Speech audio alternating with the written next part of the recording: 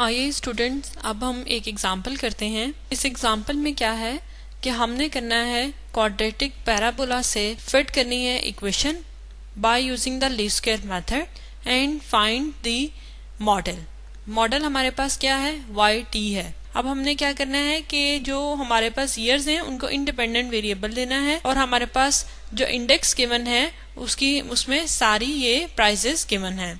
Use your result to estimate the value of the index for 1935। 1936 से पहले 1935 की value आएगी, फिर 1936 है, फिर 1937 एंड 1938, 1939 इस तरह से वैल्यूज हैं। हम कोई भी वैल्यू को प्रिडिक्ट कर सकते हैं। जब हम अपने मॉडल को फिट कर लेंगे तो उससे हम अपने कॉन्स्टेंट्स की वैल्यूज को निकाल के कोई भी वैल्यू प्रेडिक्ट कर सकेंगे। देखिए इसके सोल्यूशन में सबसे पहले हमें क्या चीज रिक्वायर्ड है, हमने क्वाड्रेटिक पैराबोला जो है वो फाइंड आउट करनी है। क्वाड्रेटिक पैराबोला के ये मतलब है कि अब हमारे पास जो इक्वेशन आएगी वो इस तरह से हो, y है t equals to a plus B X plus C X square. ठीक है, ये क्या है, ये क्वाड्रेटिक है, सही। यानी कि अब x की पावर स्क्वायर में आ रही है हमारे पास। अब इससे नॉर्मल इक्वेशन जनरेट करनी है। देखिए इसमें कांस्टेंट्स कितने हैं हमारे पास, a, b and c। Means कि हम 3 नॉर्मल इक्वेशंस भी इससे ड्रा करेंगे। फर्स्ट ऑफ ऑल क्या करना है, हमने करना है सम ऑफ y कर लेंगे इक्वल्स टू, जब इसके साथ सम लगाएंगे तो कांस्टेंट के साथ सम आएगा तो वो n हो जाता है क्योंकि उसके साथ नहीं लिखा जाता sum, plus b sum of x plus c sum of x square. सिर्फ ऊपर वाली इक्वेशन के साथ मैंने सम लगा दिया है। जिस तरह के हम लीनियर इक्वेशन में लगाते थे इसी तरह हम क्वाड्रेटिक में लगाएंगे। फिर हम क्या करेंगे, इस वाली इक्वेशन को सम ऑफ एक्स वाई, यानी इसको हम जो है वो इस वाली इक्वेशन को x के साथ मल्टीप्लाई कर देंगे तो ये a सम ऑफ x आ जाएगा। क्योंकि अब जब सम ऑफ x को जब लिखेंगे तो उसके साथ सम आएगा, इसलिए क्योंकि x is a variable, plus b sum of x square plus c sum of x cube. अब हमने क्या करना है, sum of x square y कर लेना है। यानी इस वाली इक्वेशन को आप दोबारा जो है वो x के साथ मल्टीप्लाई करें तो आपके पास क्या आ जाएगा, a sum of x square plus b sum of x cube plus c sum of x 4। ठीक है, अब आपको पता होना चाहिए कि नेक्स्ट स्टेप हम क्या करते थे कि जो हमारे पास x आ गए हैं अब उनके कॉलम्स ड्रा करेंगे। यानी sum of x square, sum of x cube, sum of x 4 का कॉलम अब हमें ड्रॉ करना है। ये देखें, for finding A quadratic parabola line by the method of least square to the annual average we have to find out these columns। x का हमने column लिख लिया है, ये हमारे पास x का कॉलम आ गया है और अब हम उसके accordingly x square, x cube और एक्स 4 बनाएंगे। यहाँ देखें कितनी वैल्यूज हैं y की, 1 2 3 4 5 6 7 वैल्यूज हैं। हम x किसी तरह से भी ले सकते हैं। इधर x इसके अकॉर्डिंगली लिया गया है कि जिस तरह 1924 है और फिर 1927 है, यानी 3 वैल्यूज का डिफरेंस है। इसी तरह 0 3 6 9 12 15 18 इसी तरह से लिए गए हैं। देन इनको सम अप करके 63 लिखा हुआ है, यानी कि इसके y की वैल्यूज के अकॉर्डिंगली हम x का कॉलम बना लिया है। देन हम क्या करेंगे, एक्स स्क्वायर लिखेंगे। एक्स स्क्वायर में देखें जी, फर्स्ट जो है हमारे पास 0 आ जाएगा, 9 16 36 144 225 324। इन सारी वैल्यूज को सम अप करें तो जो सम आ जाएगा वो 819 आ जाएगा। x3 का कॉलम इसी तरह से ड्रॉ करेंगे, 0 जब 9 को 3 के साथ आप ऐसे करें कि एक्स स्क्वायर का जब आप कॉलम ड्रॉ कर चुके हैं तो आप उसको x के साथ मल्टीप्लाई कर दें। 9 को 3 के साथ मल्टीप्लाई करेंगे तो 27 बन जाएगा। इसी तरह से 6 multiply by 16 equals to 216, 729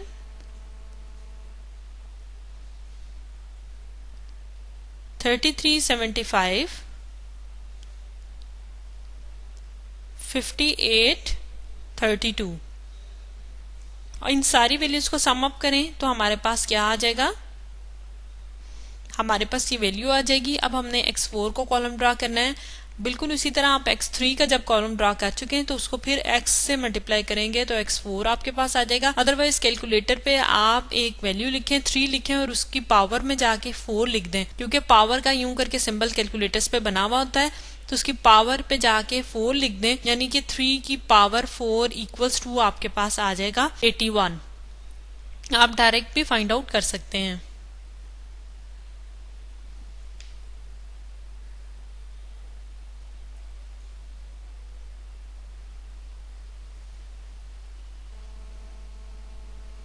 sixty 61। देखें अप्लाइड स्टैटिस्टिक्स में ये इस तरह से इजी कोर्स है कि सब कुछ आपको कैलकुलेट करना है। आपने अगर एक दफ़ा कॉन्सेप्ट समझ लिया है तो कैलकुलेटर से ये सारी चीज़ें कैलकुलेट करना आपके लिए मुश्किल नहीं होना चाहिए। आप इन्हें एक्सेल पे भी कर सकते हैं। आप एक्स वाई का कॉलम ड्रा करें, एक्स और वाई को मल्टीप्लाई करें तो फर्स्ट 0 ही आ जाएगा आपके पास, देन 426, 795, 1632, 2535, 5022। इन सबको आप इसमें ऐड अप करें तो आपके पास ये सम आ जाएगा, सम ऑफ एक्स वाई। इसी तरह से एक्स स्क्वायर वाई हमें रिक्वायर्ड था, जो हमने लास्ट इक्वेशन बनाई थी उसमें सम ऑफ एक्स स्क्वायर वाई आ रहा था, तो उसके लिए ये कॉलम ड्रा करें।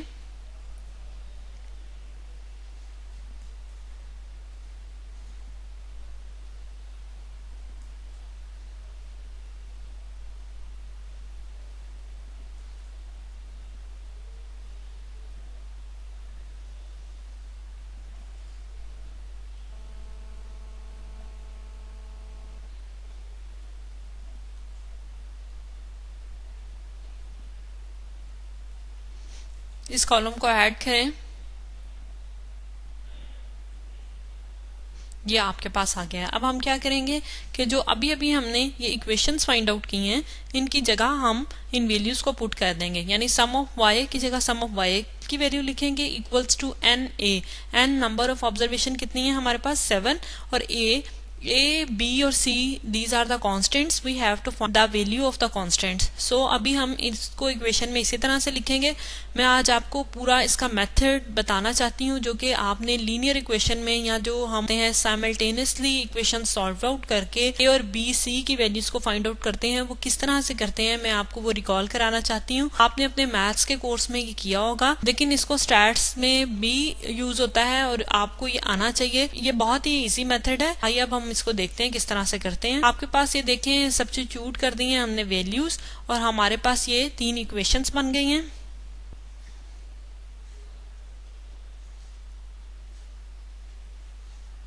ये हमारे पास 3 इक्वेशन बन गई हैं। अब आपने इसमें ए बी और सी की वैल्यू फाइंड आउट करनी है। फर्स्ट ऑफ ऑल आप ये करें कि 9 मल्टीप्लाई कर दें इक्वेशन ए के साथ, तो आपके पास इक्वेशन ए क्या आ जाएगी, 7 multiply by 9 63a plus 567b plus 7317c equals to, पूरी इक्वेशन के साथ मल्टीप्लाई करेंगे ना, ठीक है। ये एक इक्वेशन आ गई, इसको आप डी कह दें। आप इक्वेशन सी को इक्वेशन बी के साथ जो है सब्ट्रैक्ट करेंगे, तो आपके पास जो इक्वेशन आएगी उसमें देखें जब ये और ये सिमिलर हो जाएंगे तो ए की वैल्यू कट ऑफ हो जाएगी और आपके पास एक नई इक्वेशन आ जाएगी, वो आएगी 252b plus 453c equals to 999, ठीक है। इस इक्वेशन को आप ई का नाम दे दें। अब आपने क्या करना है कि आप ऐसा करें कि ए कट ऑफ हो गए, ये इक्वेशन जो है वो बी और सी की वैल्यू रह गई है। अब आप ऐसा करें कि 13 को मल्टीप्लाई करें इक्वेशन बी के साथ और लिखें यहाँ पे क्या आता है,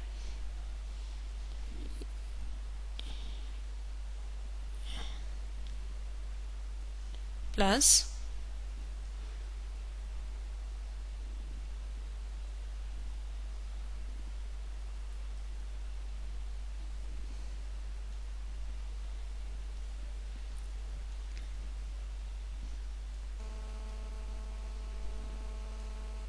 ये आ गई आपके पास इक्वेशन। अब आपने क्या करना है कि c को सब्ट्रैक्ट कर दें माइनस f के साथ। f के साथ जब हम करेंगे तो अभी अभी जो a की वैल्यू ये और ये है c, इसको इसके साथ सब्ट्रैक्ट करेंगे तो आपके पास क्या वैल्यू आ जाएगी, a की वैल्यू फिर खत्म हो जाएगी और आपके पास आ जाएगी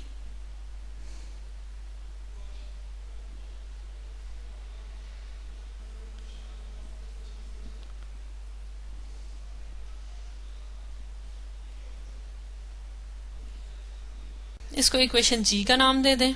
ठीक है, अब आप क्या करें कि आपने जब भी ये इक्वेशंस फाइंड आउट करनी है, ये जो मैं सारा कुछ कर रही हूँ ये मैं किस लिए कर रही हूँ, ए बी और सी की वैल्यूज फाइंड आउट करने के लिए कर रही हूँ। लेकिन आप ये देखें कि अगर आप इस तरह से नहीं करना चाहते, ये साइमल्टेनियसली मैं इक्वेशन सॉल्व कर रही हूँ, उनको सिंप्लीफाई कर रही हूँ, तो आप खुद से जो आपको समझ आती है कि नहीं मैं सबसे पहले इस इक्वेशन को सॉल्व कर लूँ इसकी बजाय या इसको कर लूँ, तो आप वो भी कर सकते हैं, क्योंकि आपका जो मकसद है वो सिर्फ ए बी और सी की वैल्यूज फाइंड आउट करने के लिए है। और आप से थोड़ा सा डिफरेंट मेथड भी यूज करते हुए ए बी और सी की वैल्यू को फाइंड आउट कर सकते हैं। अब आप ऐसा करें कि इस इक्वेशन को आपने जी कह दिया है, इक्वेशन ई ये वाली है, इसको आप 5 से मल्टीप्लाई करें तो आपके पास क्या आ जाएगा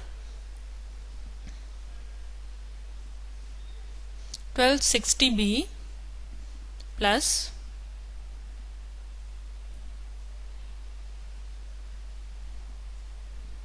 इक्वल्स टू 4995।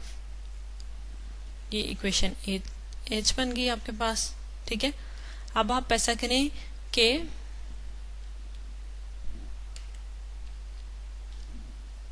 जो इक्वेशन जी है उसको सब्ट्रैक्ट कर दें इक्वेशन एच के साथ। ठीक है, ये करके देखें तो आपके पास क्या आ जाएगा 6804 C equals to 9063. We can find the value of C equals to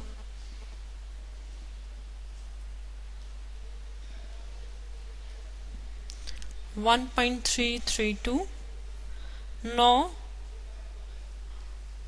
put C equals to 1.332 in equation E,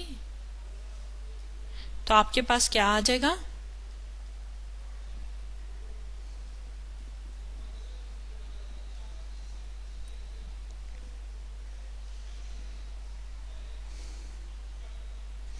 C की वैल्यू पुट करें, यहां से आपको किसकी वैल्यू फाइंड आउट हो जाएगी B की वैल्यू। ठीक है,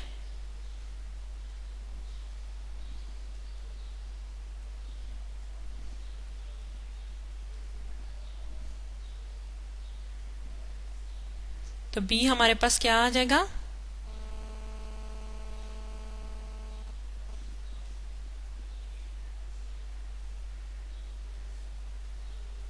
divided by 252। B comes out -20.012। अब B और C की वैल्यू किसी भी एक इक्वेशन में पुट करें,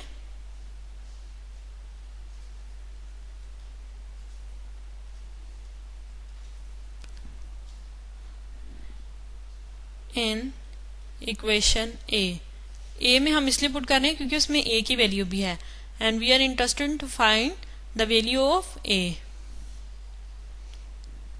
तो हम क्या A की वैल्यू फाइंड आउट कर लेंगे, A की वैल्यू हम वी गेट A। ओके, अब हम पहले देख लेते हैं इक्वेशन A लिख लेते हैं 7A प्लस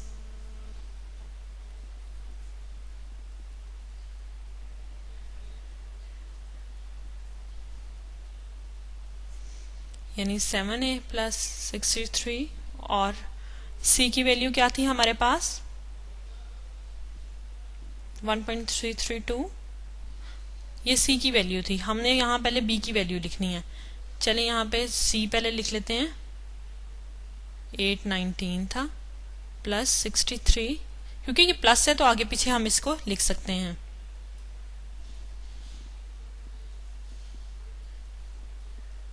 देन सिंप्लीफाई करके A की वैल्यू हमारे पास 192 आ जाएगी। ठीक है, hence the required equation of the quadratic parabola is, जो रिक्वायर्ड इक्वेशन है वो हमारे पास क्या बन जाएगी 192 minus 20.012x plus 1.332x square, क्योंकि जो इन एक्चुअल हमारे पास y हैट होता है वो क्या होता है, y hat t equals to a plus B X plus C X square. देखें इसी में a की वैल्यू 192 माइनस b की वैल्यू माइनस में थी इसलिए माइनस आ रहा है, प्लस c की वैल्यू 1.332 है तो वो आ गई। विद ओरिजिन एट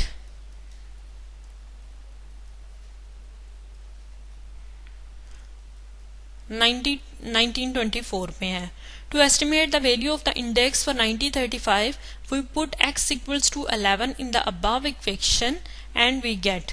देखें 1935 में हमारे पास क्या आएगा, 11 की आएगी ना उसकी वैल्यू, क्योंकि 12 है और फिर 11 आ जाएगी।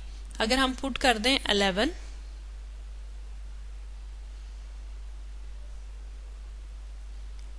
आप इसको कह दें इक्वेशन 1 कह दें, तो हमारे पास क्या आ जाएगी इक्वेशन,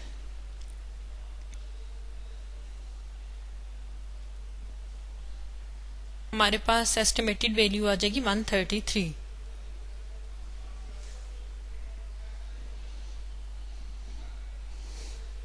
ठीक है, by using the method of least square we have find the equation of quadratic parabola, और ये इसका मेथड है। रिक्वायर्ड इक्वेशन हमारे पास आ गई है,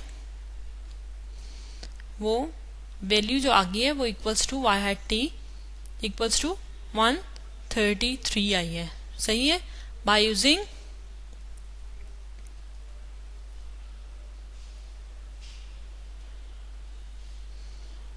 मेथड ऑफ लीस्ट स्क्वायर, ये है मेथड ऑफ लीस्ट स्क्वायर ही। उसमें हमने क्या किया है, हमने क्वाड्रेटिक पैराबोला फाइंड आउट किया है।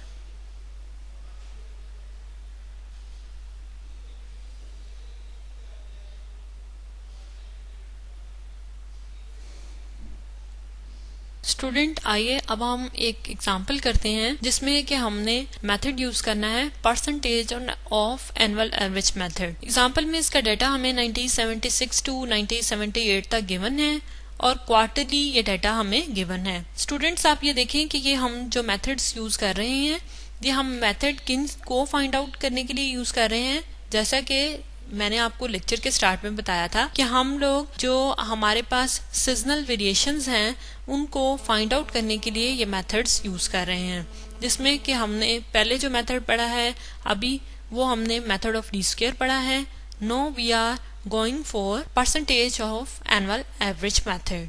Percentage of annual average method में हमने क्या करना है कि फर्स्ट ऑफ ऑल जो क्वार्टरली डाटा हमें गिवन है उसको टोटल करके उसकी एवरेज फाइंड आउट कर लेनी है। यानी क्वार्टरली आप 1976 की वैल्यू को टोटल करें तो आपके पास क्या आ जाएगा, 335 आ जाएगा। अब इसको 4 पे डिवाइड करें तो आपके पास एवरेज जो आएगी वो 83.75 आ जाएगी। इसी तरह से आप 1977 की वैल्यू के लिए करें, आपके पास आएगा 276 divided by 4 comes out 69.00, and then for 1978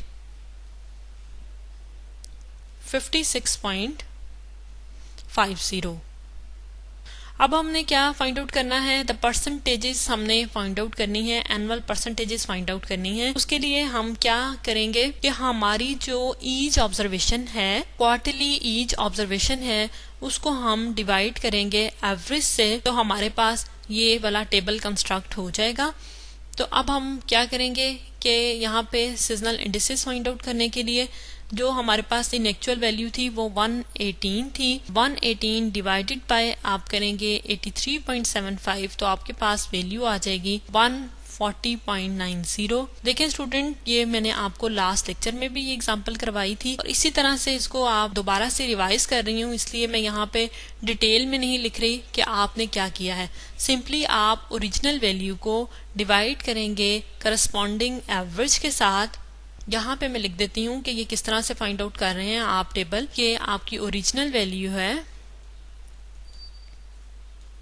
divided by the corresponding annual average multiply by 100 क्योंकि आप इसके परसेंटेजेस में डिफाइन करते हैं। ये है एनुअल एवरेजेस जो कि अभी हमने फाइंड आउट की हैं फॉर 1976, 1977 एंड 78। अब क्या है कि 118 divided by 83.75, 87 divided by 83.75, 47 divided by this value, 83 divided by this value and up to so on we do the same procedure for 1977 and 1978। Let we do it. जब आप 87 को divide करेंगे 83.75 पे तो आपके पास क्या वैल्यू आ जाएगी 103.88।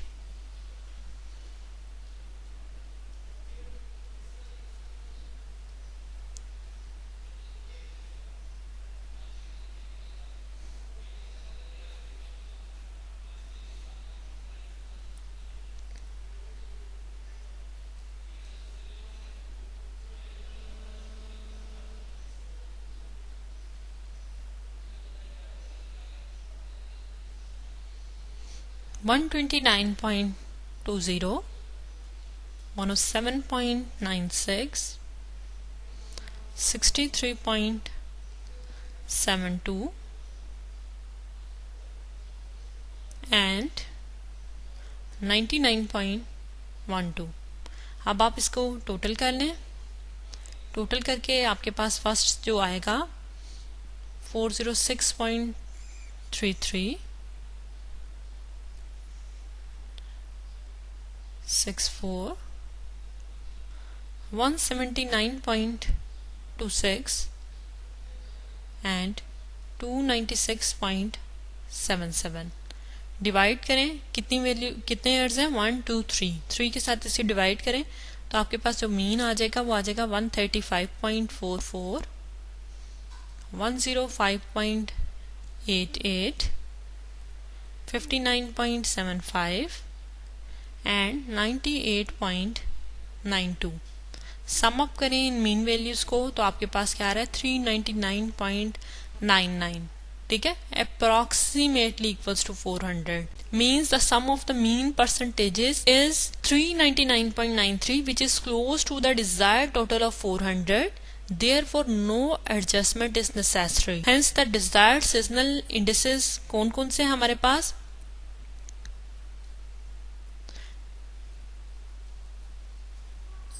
desired